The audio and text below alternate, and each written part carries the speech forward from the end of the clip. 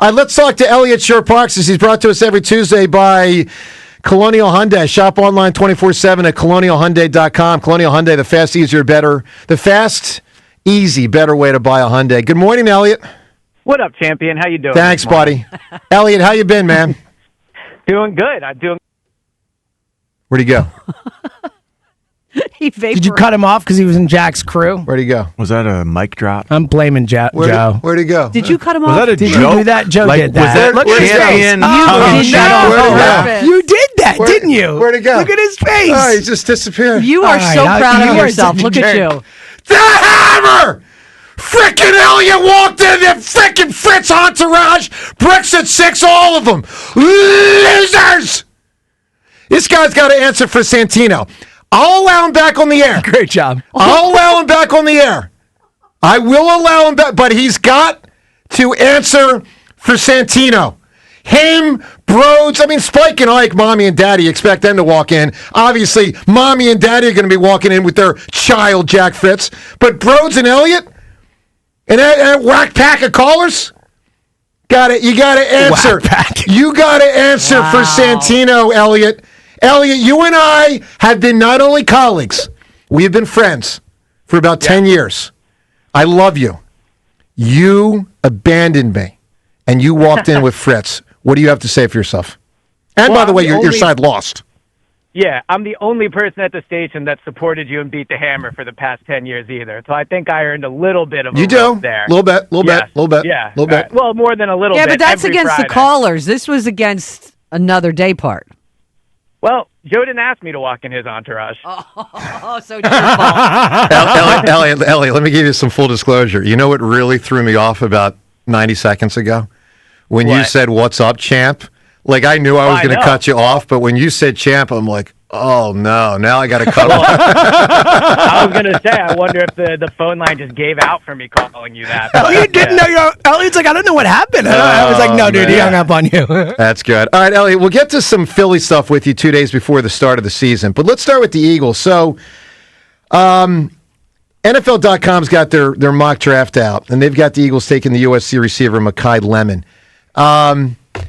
Which position do you think, and I know it's going to depend on who's available and blah, blah, blah, but with the 23rd pick, do you think it's more likely to be a lineman, an edge rusher, a wide receiver, or a safety? I think the Eagles want it to be an offensive lineman. You look at, the past few drafts, and they really haven't invested in the offensive line the way they normally do, especially in the first round. So I think, to your point, we'll see how the board breaks. I think that they could be as aggressive to try to trade up for an offensive lineman, but I think they want to leave with, someone that could play guard and tackle ideally, because you don't know what Landon Dickerson's future is. Tyler Steen is a free agent after this year. And then obviously Lane Johnson, you never know when you would assume one more year, maybe two if the Eagles are lucky. But I think they want to leave with an offensive lineman. So I agree with you there. And I'm very curious as to how Jeff Stoutland will fit into this offseason. I don't know at all. Yeah, what's up with that? I hear from Lane Johnson that he thinks he'll be, involved in some capacity moving forward. What do you make of that? My impression was that he was upset with Nick Sirianni, with the way that he was treated by Nick Sirianni. So how does that factor? I never got the impression that him and Nick left on a bad note. Obviously, I think with last season, it was tense, overall because the offense was really struggling. And I do think there's truth to Stoutland being upset about how the run game stuff was handled. But when he actually left his position, my impression I got was that him and Nick left in a good place, that, they had a good conversation and were fine. So, Lane Johnson said recently that Stoutland, he thinks could be in the building. Stoutland is still under contract. That's why I think you haven't seen him take an offensive line job elsewhere. But I would also say, Stoutland, obviously a professional, but you have to wonder if you're Chris Cooper, right, and you're a new offensive line coach, and it's your first year in the building, and you already face the pressure of having some veterans, like Dickerson, Juergens, Lane, Mailata, that have done something one way their entire career, are now going to have to do something different. Do you want Stoutland in the building? I think there can be a positive to it, where if Stoutland is, on your side, then he can maybe help kind of put people in the right direction. But if they're struggling and Stoutland's there, I don't know. This will undermine Chris Cooper. Yeah, if well, Jeff Stoutland I think has that could be a potential problem. Yeah, no doubt about it. It feels like this is wonky right from the get-go, and I just don't really understand. Isn't it sort of unprecedented that coach is no longer employed, but technically under contract and willing to pitch in? Well, I feel like you see it with truly retired coaches, meaning college coaches, football and basketball that retire, sometimes hang around the program. I feel like you have that with the assistant head coach type guy. Like Vic Fangio came in and was doing some, I don't know, assistant head coach type stuff. Yeah. In the back rooms, sort of behind the scenes.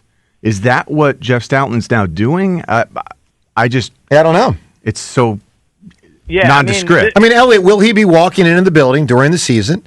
And will that be once a week or 5 times a week?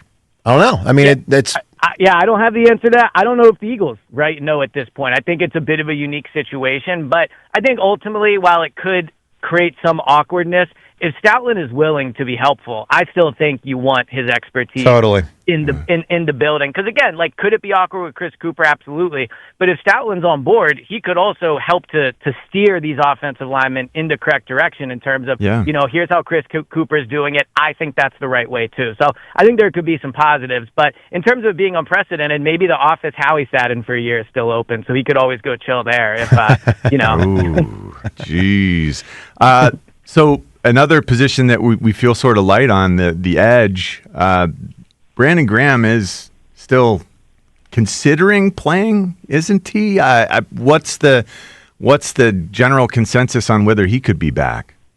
Yeah, Brandon wants to play. I mean, I think that's pretty clear, and I think he should want to play. He played really well last year.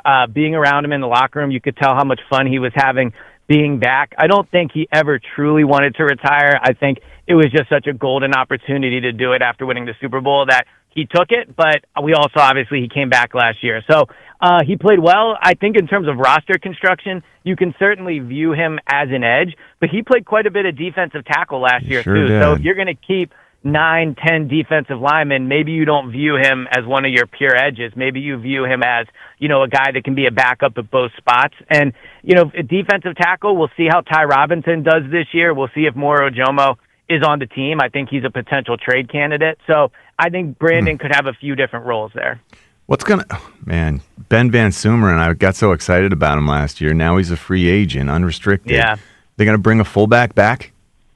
Well, so they signed Carson Steele most recently played with the Chiefs. He is a fullback. He was a running back in college, but switched to fullback in the NFL. I think they would like to try to use the fullback. They still have Cam Latu on the roster. I know he's a tight end, but they used him in some of those situations last year. So he was good, too. I don't think Ben Van Sumeren is going to be back. It's unfortunate. Obviously, whenever he's had an opportunity, first snap last year, he gets hurt. So, outside of wanting him back, you wonder if you can depend on him to stay healthy if you were going to build some type of role for the fullback in the offense. So feel bad for him.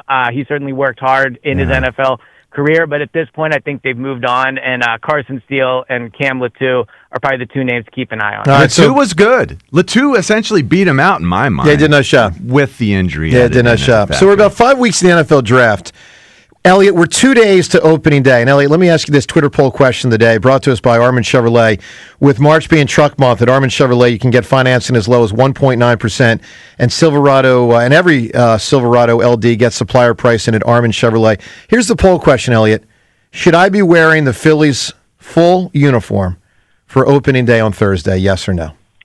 At the game, like going to the game? At the game, during the show in the morning, et cetera, et cetera. Yeah, absolutely. I mean, I feel like you've done it before. This has been, overall, I would say a pretty good run for the Phillies. Yeah. Yeah, pretty Isn't good. it going to be a beautiful day at the stadium, though? Gets like hot a warm sometimes. day? In the 70s. Yeah. How about just the pants? Well, that's dorky. And nothing else? It's not dorky. It's No, dorky. wear the lower half and go shirtless, get some sun. Oh, well, I don't want to embarrass the other guys out there. You spend all these months getting in shape for the competition. Exactly. I feel like Take advantage. It'll fit well for you now. Yeah, Right. exactly. Go show off that new body. Let the sun tan your Let me tell you something, Elliot. chest. I ain't got, who was it? David Lee Roth? I ain't got no body. Was that him? Who sang that Yeah. song? Nobody. Yes, David Lee Roth. All right, Elliot, Nobody here's the idea that cares came up for on the me. show earlier, and it's a pretty good one. And I would never have thought of it unless the caller said it. I go full Phillies uniform. I drape the American flag around me, and I walk around with the WIP Shirtless. cup, holding the WIP cup the whole game that I won by beating Fritz. I mean, I think that sounds amazing. You Right. certainly earned it. Yeah, I think it's it's the People's Cup as well, right? For everyone besides me and Broads that stood behind you during this thing. So yeah, I think you should absolutely walk around with it. Elliot, good work, buddy. Shirtless. Thanks, pal.